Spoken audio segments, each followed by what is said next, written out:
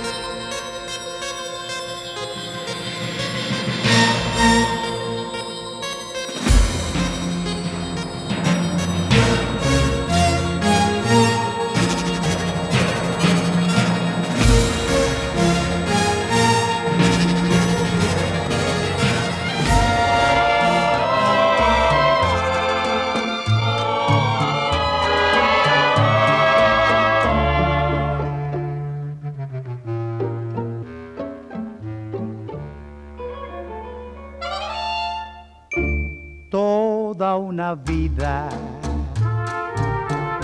me estaría contigo, no me importa en qué forma, ni dónde ni cómo, pero junto a ti.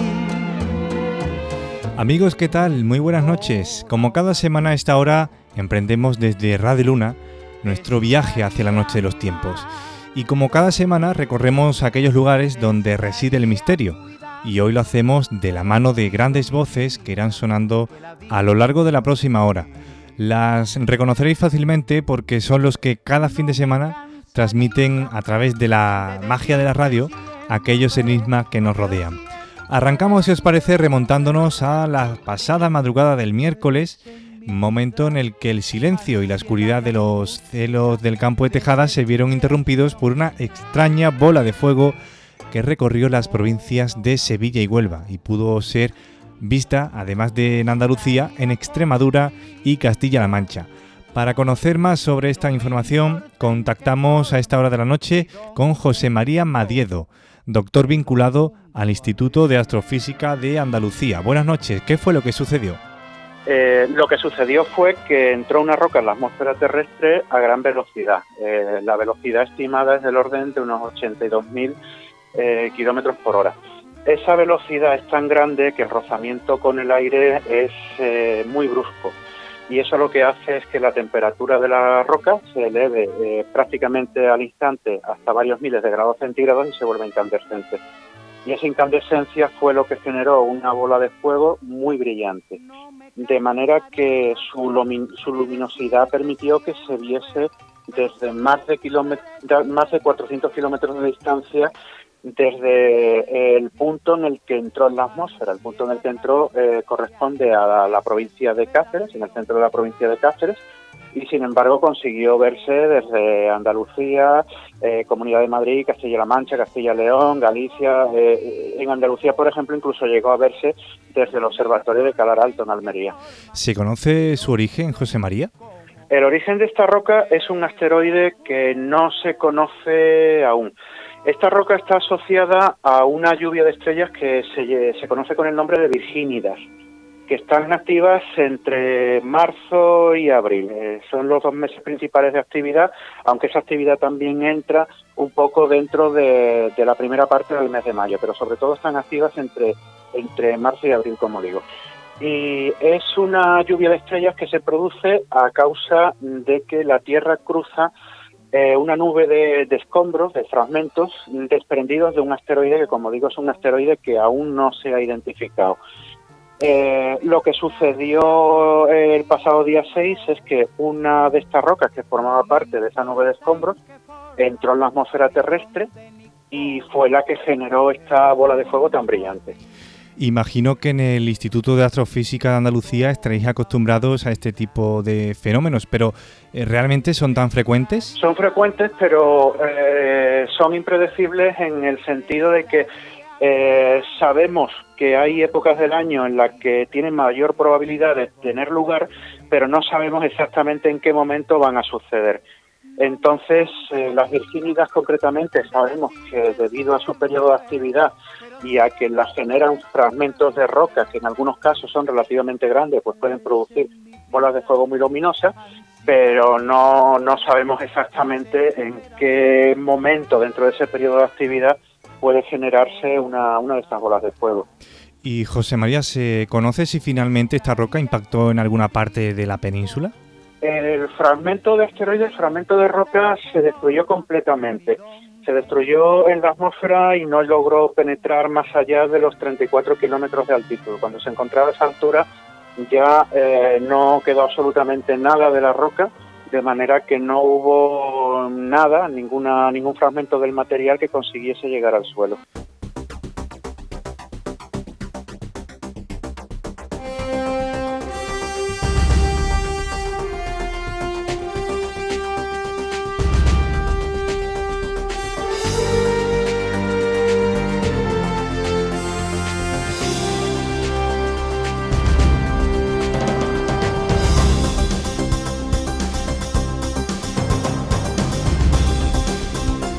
José María, te agradezco que hayas estado en este viaje hacia la noche de los tiempos que continúa y tras esta noticia toca conocer otras muchas más. Silvia Trujillo, bienvenida, buenas noches. Hola, buenas noches, ¿qué tal? Y lo hacemos viajando hasta Pensilvania porque han hallado muerto a un investigador que estaba a punto de hacer hallazgos muy significativos con el coronavirus. Pero realmente, ¿qué ha pasado, Silvia? Pues eso, han encontrado con varios tiros a un investigador en Pensilvania que al parecer, según la universidad para la que trabajaba, estaba haciendo grandes avances en la investigación del coronavirus y del COVID-19 sobre este virus.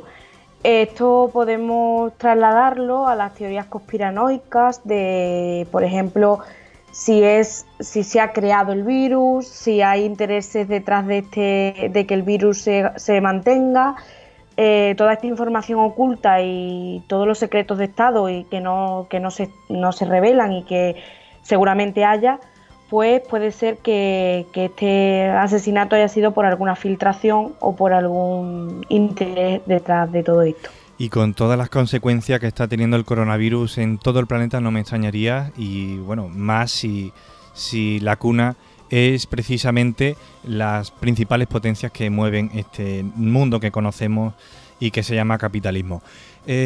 Nos vamos ahora a los cielos nuevamente porque la NASA, Silvia, confirma que enviará a Tom Cruise, el actor, al espacio. ¿Para qué?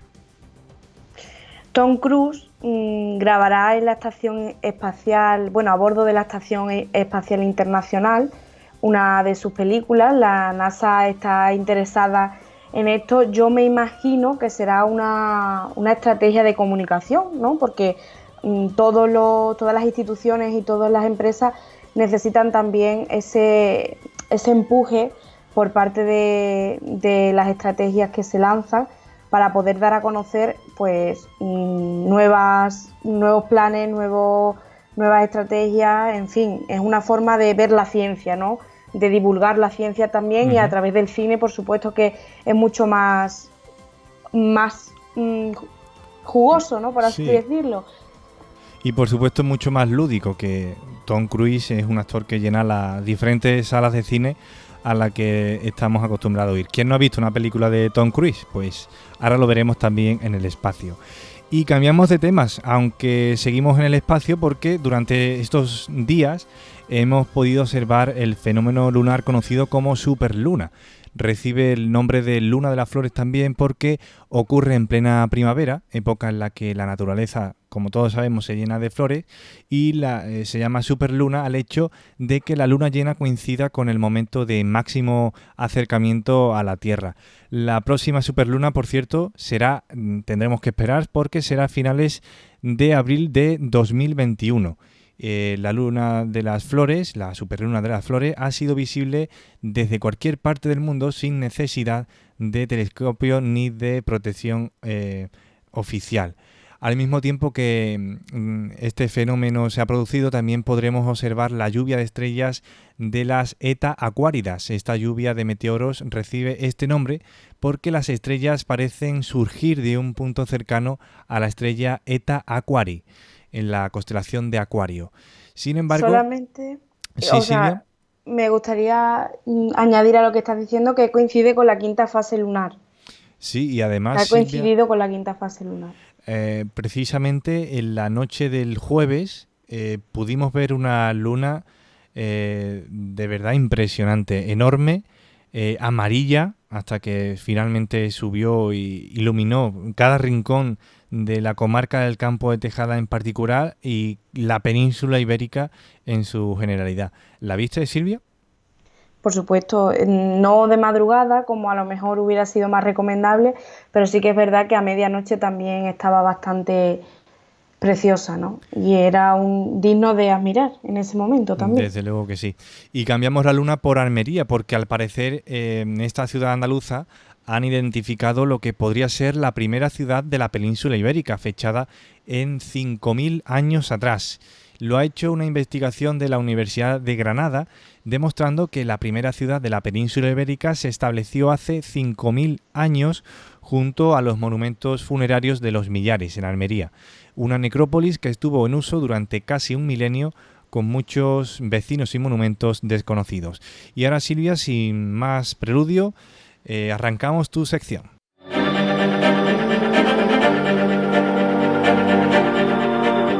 Si quieres ponerte en contacto con la Noche de los Tiempos, puedes encontrarnos en Twitter. Busca @nochetiempos. También puedes enviarnos un correo electrónico a lanochedelostiempos@radioluna.es.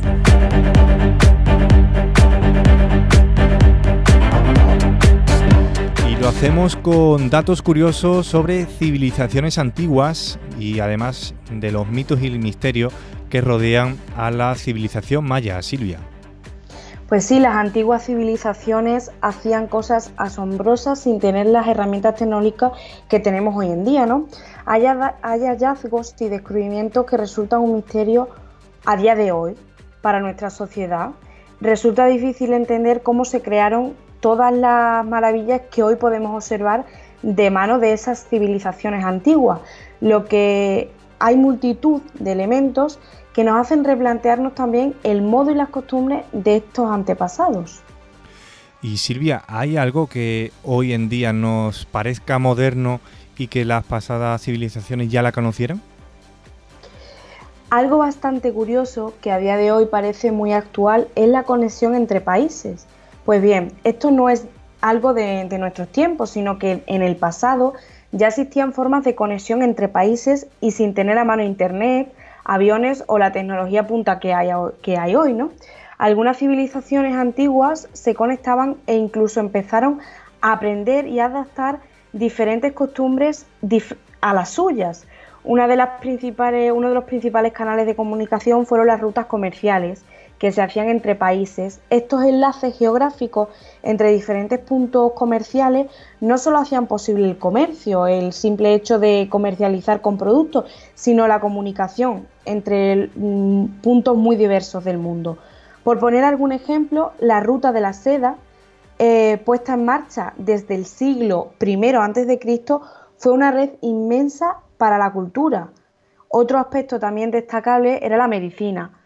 Bien, pensamos que es algo que solo es nuestro y que solo nuestra práctica era la más avanzada, pero todo lo que está ligado al saber antiguo también es memorable, porque, por ejemplo, la cirugía plástica que se practicaba en la India cuyo padre fue Susruta, allí se realizaban las primeras reconstrucciones faciales a soldados que luchaban en la guerra.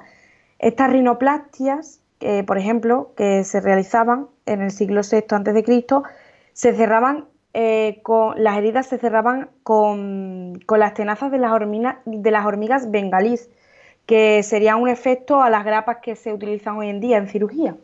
Parece que en pleno siglo XX y XXI era cuando se han descubierto todas esas operaciones, ¿no?, de estética. Lo que sí podemos decir es que ha mejorado en cuanto a higiene, pero el descubrimiento ya estaba siglos atrás.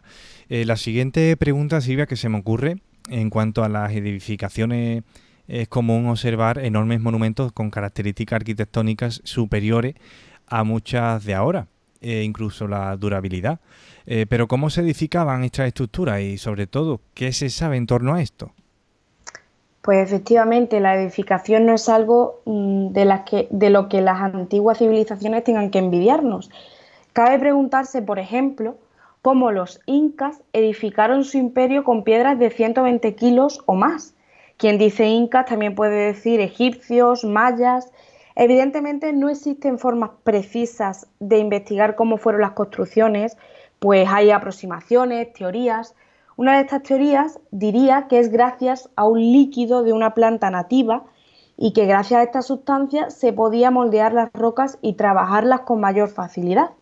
Mira, por hablar de casos más concretos, en Mesopotamia se encontraban los Rupa Nui, que son una civilización que tenían un alcantarillado en el 4000 a.C., cuando en Europa, por ejemplo, empezó a extenderse en el 1800 después de Cristo. O sea, es todo una maravilla. El Palacio de Babilonia tenía el mejor alcantarillado.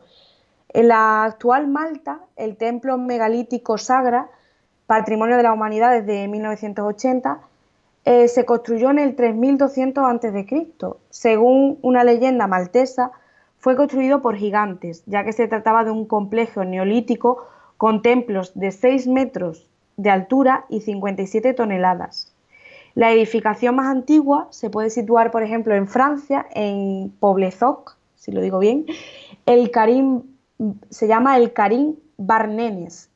Se edificó 2000 años antes que las pirámides de Egipto. Cuenta con piedras de 72 metros de largo, a 9 metros de altura y hasta con 7000 metros cúbicos. También están los gigantes de la isla de Pascua, los Moai, las estatuas gigantes de piedra, las líneas de Nazca, a 200 kilómetros del sur de Lima, en Perú. Son líneas con diferentes formas y algunas tienen hasta varios kilómetros de largo. Lo curioso y conspiranoico es que solo se observan desde una altura estas líneas, ¿no? Todos estos monumentos pueden abrir un gran debate y dar paso a teorías sobre la vida inteligente de otros planetas, si hubo ayuda o no de estas vidas inteligentes, pero lo cierto es que no existen evidencias de eso. Entonces nos quedaremos con que esas civilizaciones antiguas pues han podido progresar y se las apañarían para crear todo eso, ¿no? Al hilo de lo que estás comentando, Silvia, siempre en estos siglos más contemporáneos, siempre hemos solido pensar que en civilizaciones pasadas, en siglos pasados, han necesitado de esa posible ayuda que, como bien has dicho, no está constatada. Es decir, siempre hemos ninguneado al Homo sapiens sapiens que nos ha precedido. Pero en cuanto a los mayas, sin duda una de las civilizaciones con más enigmas a sus espaldas. ¿Qué podemos saber sobre las formas de vida de esta sociedad? Bueno, esta noche especialmente vamos a hablar sobre los mayas, que son el gran enigma, como bien has dicho. Es una de las civilizaciones más misteriosas de la historia. La cultura maya viene de una civilización mesoamericana que destacaron por múltiples facetas, como por ejemplo las matemáticas, que fueron pioneros en la numeración, la arquitectura, la astronomía. Por nombrar algunas curiosidades, por ejemplo, cuando nacían los hijos de los nobles, a estos recién nacidos se les colgaba una especie de cordón en la cabeza con una figura en el medio, que se intentaba que quedara en el medio para que los recién nacidos miraran hacia el centro y así quedarse bizcos desde el nacimiento, y esto sería como el símbolo para ser reconocidos en la sociedad maya. Otra técnica que utilizaban las élites era deformarse la cabeza como decoración corporal, sirviéndose de tablas u otros objetos que ejercieran presión, ¿no? Hablando de nobles, se encontraron restos arqueológicos de una reina maya y fueron encontrados cubiertos de rojo, de ahí que se le llame la reina roja.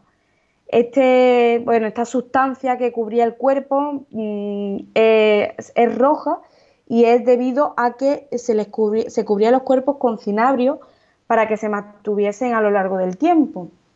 También enterraban a los muertos en las casas o cerca de ellas. Supongo que también sería como un símbolo para estar cerca de sus difuntos, ¿no? También había rituales bastante interesantes, como era el juego de la pelota de hule. Esta pelota simbolizaba el sol. Ellos, en el mundo maya, el sol tenía un gran significado. Por ello hacían rituales, pues le hacían rituales al sol, a la luna, en fin, a todos los astros, ¿no? Cuando jugaban a partidos de pelota, mataban al equipo que perdía. Esto es muy curioso porque, claro, este método era un método de lucha para ver quién era el grupo más dominante. También podemos hablar de los cenotos o los pozos naturales, que para ellos eran sagrados porque eran vistos como entradas al inframundo, lugares que habitaba el Char, el dios del agua y de la lluvia.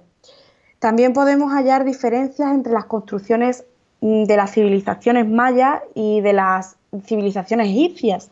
Por ejemplo, en sus pirámides podemos encontrar diferencias. Los mayas construían las pirámides por capas, de ahí su forma, una capa sobre otra capa y a lo largo y con muchos siglos de diferencia. Esto también lo hacían porque se querían asegurar que al añadir una nueva capa, la que ya construyeron con anterioridad se mantuviese en el tiempo. Esto es algo que a día de hoy permite a los investigadores adentrarse a través de estas pirámides mayas, a través de túneles y apreciar toda la estructura que prácticamente sigue intacta, ¿no? Yo muchas veces me pregunto que si en vez de los europeos haber descubierto de alguna manera el continente americano, ¿qué hubiera pasado si hubiera sido al contrario? Si en este caso pues los mayas hubieran continuado en la historia y hubieran llegado a Europa. Bueno, es algo que nunca llegaremos a saber. Pero Silvia, ¿qué produjo la caída del Imperio Maya? Porque esta sociedad desapareció de la noche a la mañana. Bueno, eso es cierto, hay muchas hipótesis y ninguna certeza sobre lo que de verdad pasó, ¿no? Se especula mucho sobre los motivos de la caída del Imperio Maya y probablemente se debió a una combinación de todo, de muchos factores, ¿no? Puede ser por guerras internas, por cambios climáticos, por enfermedades, por la conquista de los españoles, como bien has dicho, que fue algo que pudo destruir hasta los cimientos esa civilización, pero lo real es que no se conoce el por qué ha desaparecido esta civilización o desapareció esta civilización. El colapso maya es uno de los mayores enigmas de la arqueología, junto con otros como por ejemplo la caída de la civilización cahokia, que desapareció pero sigue siendo un misterio. Este fue el centro de la cultura misisipiana. Destacaban por sus pirámides de barro y monumentos megalíticos para ver los movimientos de los astros. Pero bueno, la lista de civilizaciones que desaparecieron es larguísima, ¿no? Y también se desconocen las causas de los nabateos, los micénicos o los minoicos. Entonces hay una larga lista de civilizaciones que a día de hoy es todo un enigma saber por qué ya no están y por qué no se mantuvieron en el tiempo. Y que aquí en este programa, en la Noche de los Tiempos, intentaremos investigar sobre más civilizaciones y ahondar, por supuesto, en la civilización maya, que hace algunos años se hizo bastante popular a causa de las predicciones mayas que en el año 2010, si no me falla la memoria, hicieron temblar de algún modo también la sociedad del planeta. Silvia Trujillo, muchas gracias por su sección y continuamos. La Noche de los Tiempos, en Radio Luna.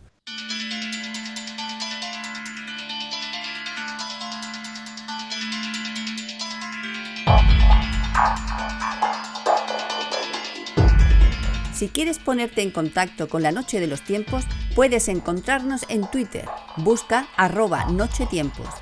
También puedes enviarnos un correo electrónico a lanochedelostiempos@radioluna.es. Lo hacemos también mirando hacia Egipto, otra de las civilizaciones importantes que nos han precedido.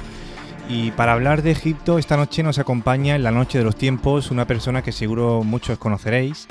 Él es historiador, escritor, además de ser uno de los egiptólogos más conocidos de nuestro país, de España.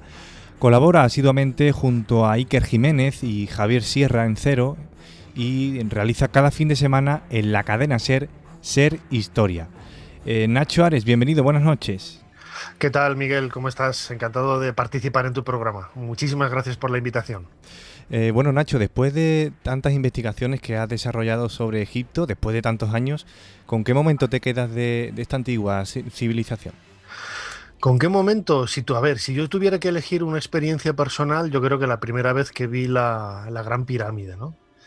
Que había llegado de madrugada a El Cairo y desde la altura del hotel donde estaba, el Hotel Delta Pyramids, en la que era en Faisal, a una 8ª planta, pues a las 5 de la mañana no pude dormir, habíamos llegado poquitos minutos antes y la bruma lo cubría absolutamente todo. Yo no sabía ni dónde estaba el hotel, ni dónde me encontraba, ni nada. Estoy hablando hace casi 30 años, no era como ahora que localizas perfectamente por el GPS la ubicación, ¿no? Y recuerdo que se había formado en el exterior una enorme calima, una niebla muy densa que poco a poco fue diluyéndose.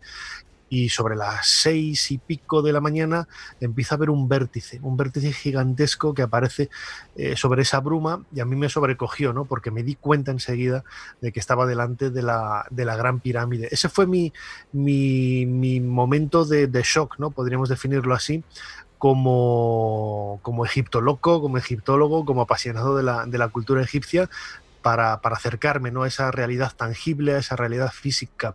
Si yo tuviera que elegir, sin embargo, un lugar de Egipto y un momento histórico concreto, yo me quedaría con el Valle de los Reyes, la necrópolis de los monarcas, de los faraones de las 18, 19 y 20 dinastías, y ese periodo histórico, ¿no? El Reino Nuevo, el Imperio Nuevo, y estamos más o menos entre el 1500 antes de nuestra era y el año 1000, ¿no? Esos 500 años que sirvieron pues para que muchos de los grandes faraones, bueno, pues dejaran con letras de oro momentos emblemáticos, monumentos maravillosos y sobre todo un lugar absolutamente mágico y enigmático que es ese Valle de los Reyes, ¿no? A principios de año saltaba a la palestra una hipótesis sobre Nefertiti, reina de la dinastía XVIII de Egipto y la primera esposa del rey Akenatón. Diferentes egiptólogos han situado su enterramiento junto a Tutankamón, además de calificar este presunto descubrimiento como el descubrimiento del siglo. ¿Ves viable esta posibilidad? ¿Es posible que esté enterrado junto a Tutankamón en una cámara secreta? A ver, no me puedo, bueno, pues inclinar por ninguna opción, ni que sí ni que no sea que luego salga lo contrario y yo quede mal, ¿no?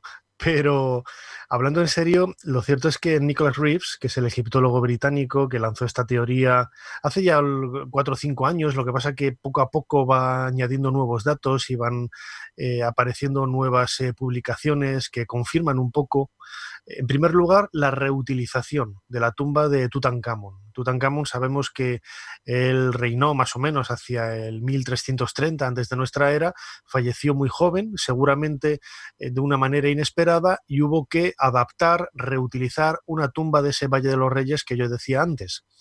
Y blanco y en botella, hoy se sabe que esa tumba no había sido construida, no había sido destinada para este faraón, sino que seguramente fue la sepultura de una reina, de una princesa, de una mujer que muy posiblemente podría ser Nefertiti, ¿no? Por la interpretación de los nombres y de la estética de las figuras, que eso es algo que puede marcar de una manera indirecta, ¿no?, el devenir de una investigación, ¿no? Y ver que realmente sobre esas paredes de, por ejemplo, la pared norte de la Cámara del Rey, de la Cámara Funeraria, que es la única que está decorada en la tumba de Tutankamón, podemos ver imágenes que hoy llevan el nombre de Tutankamón, pero que en realidad nos están ofreciendo un perfil femenino un perfil de una mujer que seguramente podría ser la reina Nefertiti, quizás su madre, quizás su tía, y que de alguna manera demostraría que esa tumba, en un primer momento, si no es que fuera utilizada finalmente para ella, por lo menos sí que se tuvo la idea de que pudiera ser su lugar de enterramiento, ¿no? Nacho, cuando en 1798 llega Napoleón Bonaparte a Egipto, ¿qué fue lo que buscaba? Bueno, ellos, desde un punto de vista geopolítico, buscaban derrotar a los ingleses. A Nelson era, quizás hoy, fíjate, la pregunta me la haces porque todo ese trasfondo militar, todo ese trasfondo histórico y político se ha diluido. Fue una de las grandes derrotas de Napoleón, pero nadie piensa en eso, ¿no? Yo siempre he dicho que jamás una derrota fue tan victoriosa, porque desde el punto de vista humanista, el legado de esos 167 sabios que acompañaban a Napoleón en esa expedición de 1798 nos ha permitido tener el primer conocimiento cercano de esta cultura. Y la descripción de Egipto, esos casi 30 volúmenes de texto y de láminas que publicaron a lo largo del primer tercio del siglo XIX, nos ayudó a tener esa primera visión moderna, científica, entre comillas, o por lo menos mucho más racional y científica que otros proyectos de otros viajeros anteriores, para poder conocer muy de cerca el Egipto de los faraones. También el Egipto copto, el Egipto musulmán, la fauna, la vegetación, etcétera, pero sobre todo lo que nos interesa ahora es ese mundo de los faraones. Y ha llegado hasta nosotros pues como una victoria cultural, ¿no? Por parte de Napoleón, aunque está, bueno, pues a la sombra de esa terrible derrota contra Nelson y los ingleses en Egipto. Y bueno, pues nos tenemos que quedar un poco con eso, ¿no? Napoleón por primera vez hizo una expedición científica tal y como la entendemos en la actualidad. Luego copiarían otros grandes políticos, emperadores, etcétera, a lo largo del siglo XIX, ¿no? Pero Napoleón, en esos últimos años del XVIII, fue el primero en pensar y en ingeniar una expedición científica de este calibre. Conocido es que el emperador de aquel momento de Francia, Napoleón, durmió una noche en la Gran Pirámide, a lo que también le pudo suceder alguna que otra cosa anómala. ¿Existen pruebas de lo que pudo vivir Napoleón durante esa noche a solas en la Gran Pirámide? No, son todo evidencias indirectas, ¿no? O sea, incluso no tenemos una constancia fehaciente de que realmente pasar una noche entera ahí. Esa documentación se hunde en el mundo casi de la leyenda, pero nos tenemos que imaginar el gran interés que debió de tener Napoleón, que si bien no estuvo una noche entera, que bien pudo haberlo estado, sí que estuvo un tiempo, porque sabemos, ¿no?, que llegó a visitar la meseta de Giza y entró en este monumento, ¿no? Claro, nos imaginamos, a mí me recuerda un poco una anécdota vivida por los soldados franceses poco tiempo antes de Napoleón también en el templo de Karnak, ¿no? Vivant Denon, que era uno de los jefes expedicionarios de esta cohorte de sabios que acompañaba a Napoleón, nos dice que los soldados, con todos sus pertrechos, cansados, agotados, cuando entraron en el patio del templo de Karnak, nos tenemos que imaginar gente que era del pueblo llano, muchos de ellos no sabrían apenas ni leer ni escribir, pero fueron conscientes de la grandiosidad de esos monumentos que tenían delante de sus ojos, ¿no? Y se emocionaron y de una manera improvisada nos cuenta que dejaron las mochilas en el suelo, se quitaron las chaquetas y empezaron a aplaudir. Empezaron a aplaudir para reconocer un poco la grandiosidad, ¿no?, de ese monumento y sobre todo de esa cultura que les había precedido en el tiempo, todavía no sabían cuántos miles de años antes, ¿no? Y Napoleón debió de sentir algo parecido al entrar en la Gran Pirámide. Todavía no se conocían los jeroglíficos, Heródoto sí que contaba en este autor clásico del siglo V antes de nuestra era que la Gran Pirámide, ese monumento magnánimo, pertenecía al faraón Keops, al faraón Jufu, pero poco más, ¿no? Poco más. Había mucha leyenda que sí había sido también los almacenes de grano de José, que habían sido otra suerte de edificios que nada tenían que ver un poco con la cultura faraónica, ¿no? Pero Napoleón, imbuido también por el atractivo del misterio, de lo enigmático, de intentar conocer qué había más allá de ese espacio, pues se adentró acompañado de los oficiales más cercanos a él y no sabemos realmente lo que vivió, ¿no? Sí que conocemos por esos oficiales que le acompañaron, que al salir tenía el rostro demudado, ¿no? Y que parecía haber vivido una experiencia por lo menos sobrecogedora. Y al preguntarle qué es lo que había vivido en el interior de esa cámara del rey, él respondió: no os lo voy a contar porque nunca me creeríais, ¿no? Y no sabemos realmente qué es lo que llegó a vivir Napoleón en esa cámara del sarcófago de la Gran Pirámide de Keops.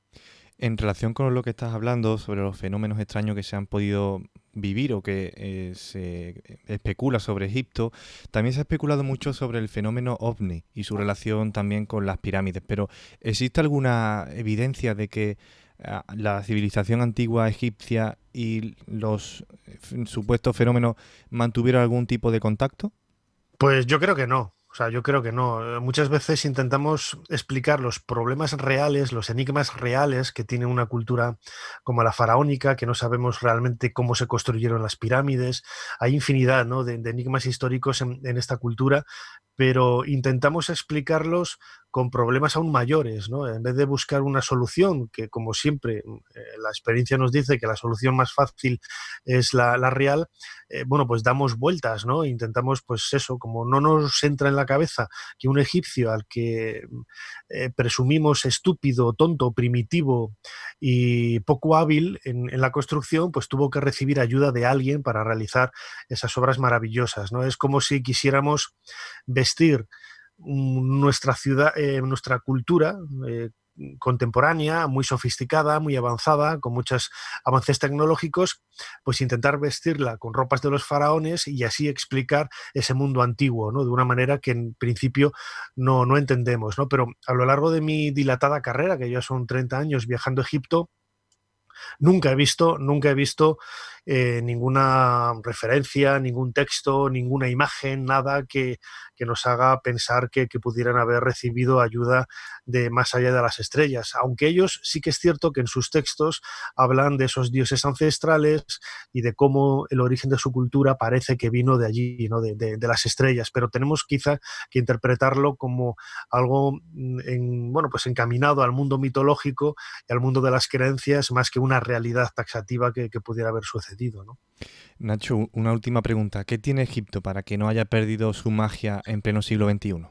Pues yo creo que de alguna forma Egipto sigue siendo la cuna de nuestra civilización, sigue siendo esa referencia que todos tenemos para poder explicar nuestros miedos, nuestras dudas, nuestras inquietudes. Tiene una estética realmente fascinante, una belleza increíble en sus monumentos, en sus paisajes, la luz, el sol. La luz es absolutamente distinta a la que tenemos aquí en España o en otros lugares del mundo, y todo ello forma un conglomerado que de alguna manera justifica también el origen de nuestra tradición judio-cristiana, ¿no?, que nosotros nos olvidamos en ocasiones de ellos, pero nuestra cultura latina, que viene del Lacio de Roma, y nuestra cultura griega también, que se fundieron en un momento determinado, pues hace prácticamente 2000 años, esas dos civilizaciones a su vez fundaron muchos de sus aspectos culturales en el antiguo Egipto, y eso es lo que ha llegado hasta nosotros, ¿no? Y en ocasiones pues pasa desapercibido ese legado, pero es asombroso, y quizás, aunque muchas veces no conseguimos explicar lo que tenemos delante de nosotros cuando estamos en un templo egipcio, en una tumba, delante de una estatua, vemos que hay cierta conexión que nos hace crear un puente en el tiempo de 3.000, 4.000 años y ver que realmente delante de nosotros, con esa escultura, con esos ojos que nos están mirando, estamos viendo a alguno de nuestros ancestros, algo muy primitivo nuestro, algo muy antiguo de nosotros mismos, que todavía está ahí para contarnos cosas, ¿no? Nacho Ares, muchas gracias por habernos acompañado en este viaje hacia la noche de los tiempos y muchas gracias por su análisis. Muchísimas gracias a vosotros. Un abrazo muy fuerte.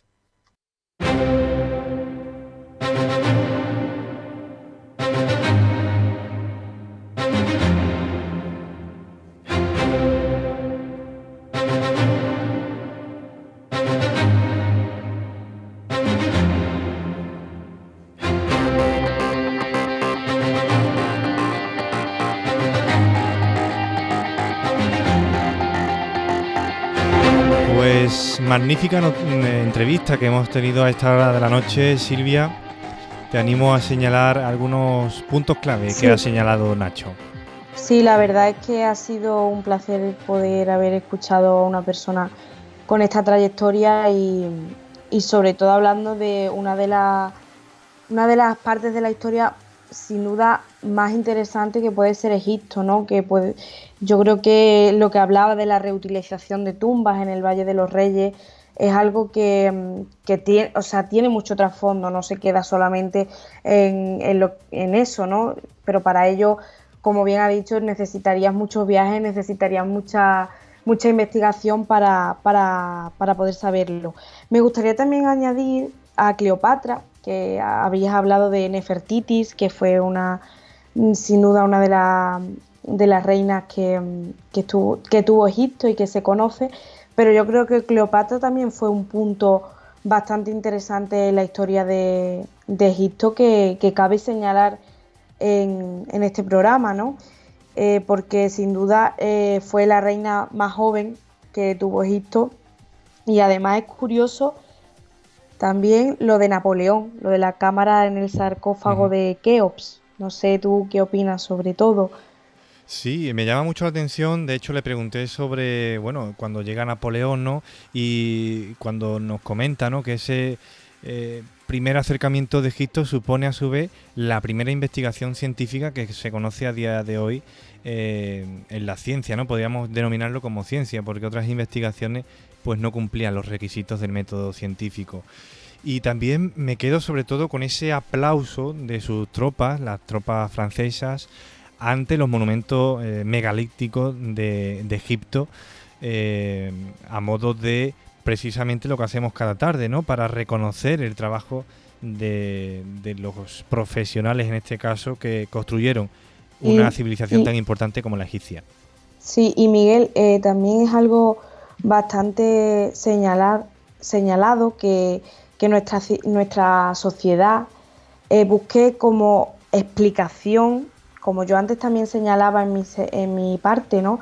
Que tomamos cierta superioridad conforme a estas civilizaciones, los tomamos como primitivos, como a lo mejor algo inferior, que cómo pues, es posible que se construyese todo eso y no podemos a lo mejor darnos una explicación, como decía Nacho, algo que simplemente la solución es la experiencia, que no hay ningún texto Esa es la clave. sí, que diga que realmente existió esa vida inteligente que los ayudó, ¿no?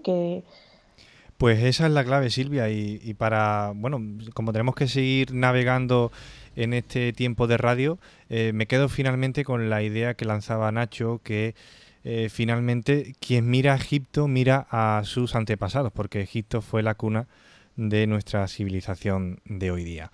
Si te parece, Silvia, vamos a dar la bienvenida en este punto de la noche a otra persona. Y lo hacemos la conexión con alguien que se ha recorrido nuestro país a lo largo de sus puntos cardinales. Además es periodista y lleva 3 décadas dedicado al periodismo de investigación de temáticas heterodoxas. Además de escritor de diferentes libros como Guía de la España Mágica y Guía Mágica del Camino de Santiago, como son sus 2 últimas publicaciones. Fran Contreras, bienvenido, buenas noches. Bien hallado, un placer estar con vosotros. Fran, en primer lugar, ¿qué fue lo que te movió en su momento para recorrerte cada rincón de nuestro país en busca de sus lugares mágicos? Bueno, yo soy un privilegiado que ha podido unir sus 2 pasiones. Una es el periodismo, el arte de contar cosas, y otra lo que llamamos mundo de misterio. Y ahí se unieron los que para mí son los padres de lo que hoy conocemos como periodismo del misterio, que además a día de hoy siguen siendo amigos y en su momento también fueron jefes. Por un lado, Fernando Jiménez del Oso en la pequeña pantalla, cuando solamente había 2 canales y la tele se veía en blanco y negro, con su serie de televisión. Por otro lado, JJ Benítez y sus libros. Uní mis 2 pasiones y con fuerza, con mucho trabajo, a pesar de todo y de todos, bueno, pues 30 años después, 3 décadas después, puedo decir que que realizo lo que me gusta, que es el periodismo, y en este caso el periodismo de investigación relacionado con esto que llamamos misterio, que no son sino temáticas heterodoxas, tradiciones, costumbres, leyendas, enigmas de nuestro país, de nuestra España mágica, y viajando por el resto del mundo, visitando otras culturas y otros lugares y otras gentes. Buenas noches, Fran. Soy Silvia Trujillo. Mi primera pregunta sería, dentro de toda la variedad de rutas misteriosas que hay en España, ¿cuál es el criterio que utilizas para seleccionar estas rutas? Vamos a ver, cuando hago mi trabajo de reporterismo, desde hace 15 años muy vinculado al Camino de Santiago y a la España mágica, bueno, está vinculado a mi búsqueda personal. He de reconocer que tengo la suerte de ser afín con un montón de gente. Cojo mi mochila, mi cuaderno de campo, mi grabadora, cojo carretera y manta, mi autobús, mi tren o en coche en ocasiones y lo que hago es redescubrir nuestro país y otros países, siempre con la búsqueda de lo que llamamos misterio, pues leyendas de aparecidos, leyendas de apariciones celestiales, de reliquias, buscando tradiciones perdidas en el tiempo, buscando costumbres y en esa particular búsqueda uno va encontrando eh, muchos sucesos que permanecían olvidados, muchos testimonios y testigos de encuentros con el misterio en sus diferentes categorías y clasificaciones, ya sea relacionados con el mundo de, de los no identificados, de los ovnis, de los fantasmas, de las casas encantadas, de las experiencias celestiales prodigiosas. Y luego hay otra búsqueda que es en archivos y en bibliotecas.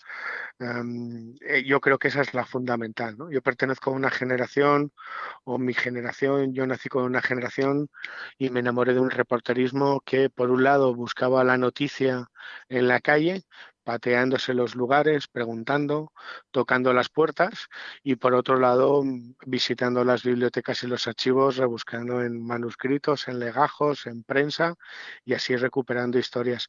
No tengo un modelo a seguir, Silvia. Yo me dejo guiar por la nave nodriza que diría JJ Benítez. Eh, Decido ir a una zona y documentarme, descubrir su historia, descubrir sus tradiciones, descubrir sus leyendas y a partir de sus costumbres, su casuística dentro del mundo del misterio y a partir de ese cuaderno de campo en el que me he organizado y me he enriquecido culturalmente, que es la primera base, a partir de ese momento empezar a trabajar y el trabajo es de campo, es preguntando a los vecinos, preguntando a los lugareños, tocando las puertas, llamando por teléfonos para buscar otros testigos, visitando los archivos y las bibliotecas de esos lugares y consultando a los expertos en diferentes temáticas para buscar las historias que luego traslado en mis reportajes en la radio, en mis secciones, en más de uno con Carlos Alsina y Begoña Gómez de la Fuente, en más de uno en Onda Cero, en Las piernas no son del cuerpo con Juan Luis Cano en Melodía FM o en el podcast Dex, en Días Extraños con Santiago Camacho, en mis libros y luego entre hueco y hueco en las rutas que organizo con el País Viajes, en las que lo que hago es plasmar lo que han sido todas mis experiencias de investigación, pues en 3 o 4 días visitando los lugares con una ventaja que no te lo dan cualquier otro viaje, ¿no?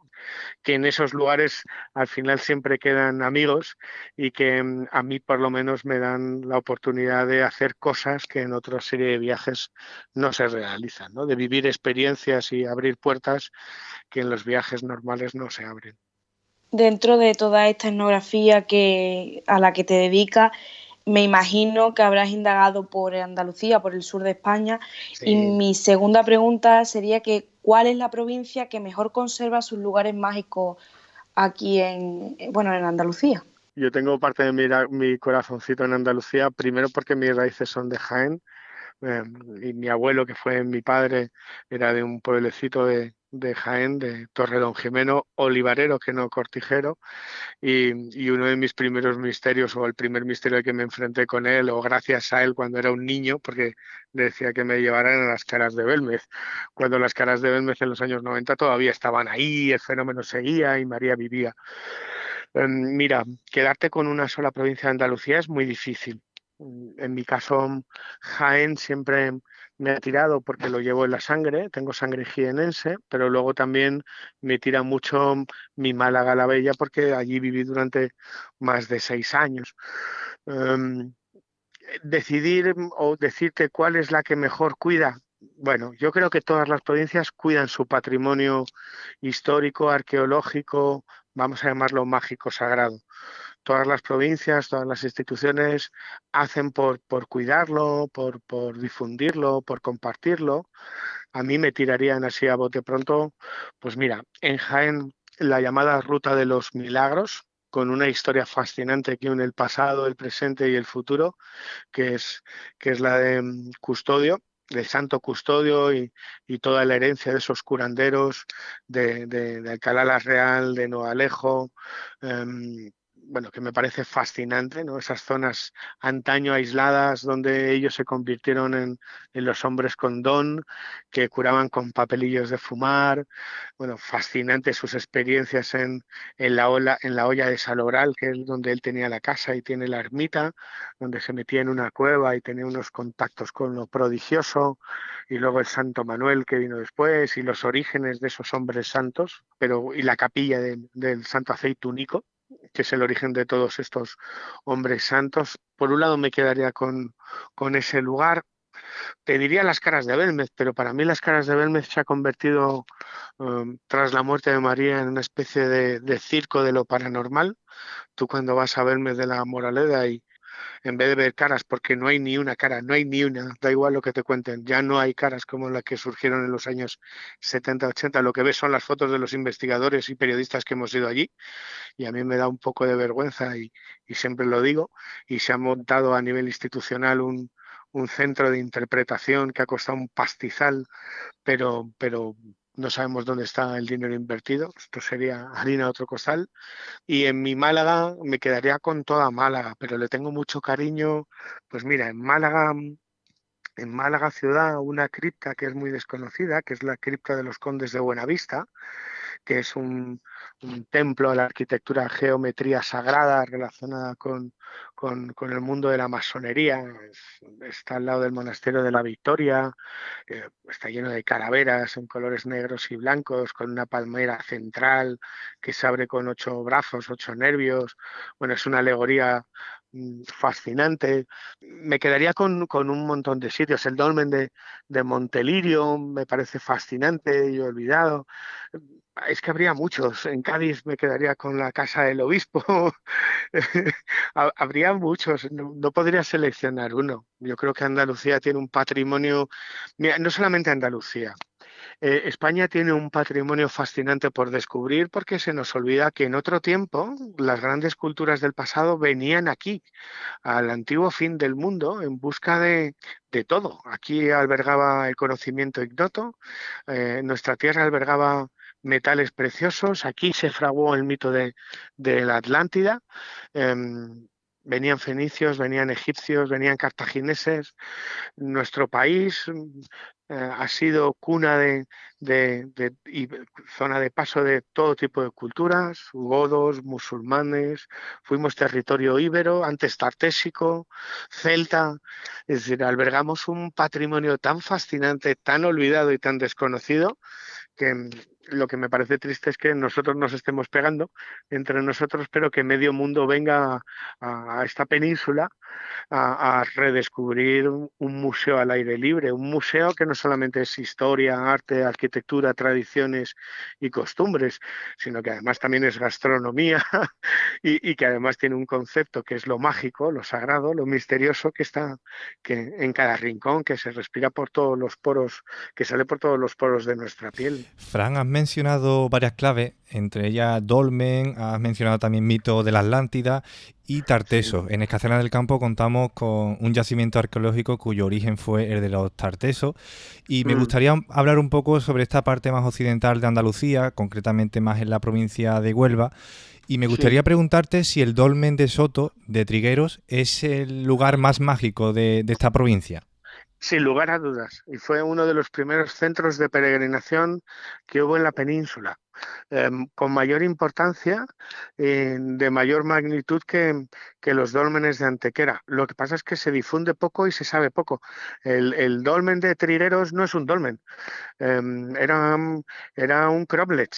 Está constituido por más de 30 ostostratos a cada lado, de forma circular, que formaban ese cromlech, y pone en jaque absolutamente todo, entre otros detalles. Primero, por los grabados de supuestas objetos que son armas de metal, en un tiempo en el que no podía haber metal, porque no pertenecen al dolmen, sino al cromlech. Es decir, tenemos que retrotraernos 6.000 años de antigüedad. Por otro lado, las orientaciones astronómicas.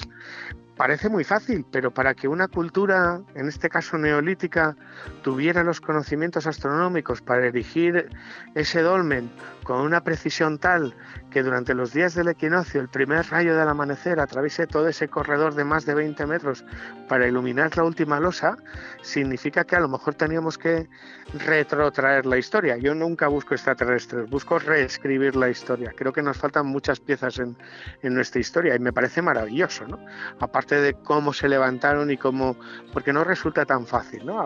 Hay diferentes lagunas, y luego tiene un misterio en sí mismo, que es esa losa de más de 30 toneladas de lava que se tuvo que transportar a más de 50 kilómetros de donde está el dolmen. El dolmen de Trigueros fue el primer centro ceremonial, seguramente,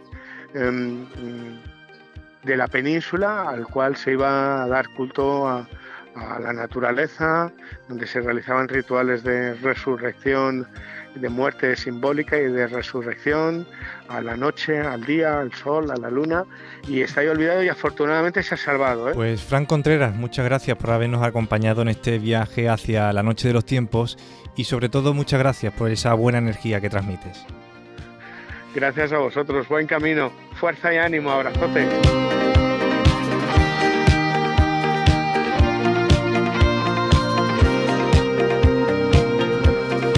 Desde luego que es todo un placer recorrer España y Andalucía, o la provincia de Huelva, o la de Extremadura, Silvia, de la mano de Fran Contreras, alguien que conoce muy bien nuestro país. Pues sí, ha sido súper agradable ver como diferentes puntos de vista sobre nuestra historia, tanto en España como en Egipto, como en las civilizaciones mayas. Al final es todo un conglomerado que hace que hoy día podamos tener la diversidad cultural que tenemos, ¿no? Exactamente, y la que compartimos en este grandioso planeta a través de su paisaje, de su gente, de su cultura, a través del arte, de la infraestructura, que nos han precedido y que seguimos sembrando también en nuestra sociedad. Bueno, lo primero que quiero decir antes de que acabe esta hora es mostrar nuevamente mi agradecimiento a las voces que nos han acompañado en la noche de hoy y que vosotros también habéis escuchado y disfrutado desde vuestra casa. Nacho Ares y Fran Contreras. Así que bueno, si lo escuchan, pues muchísimas gracias.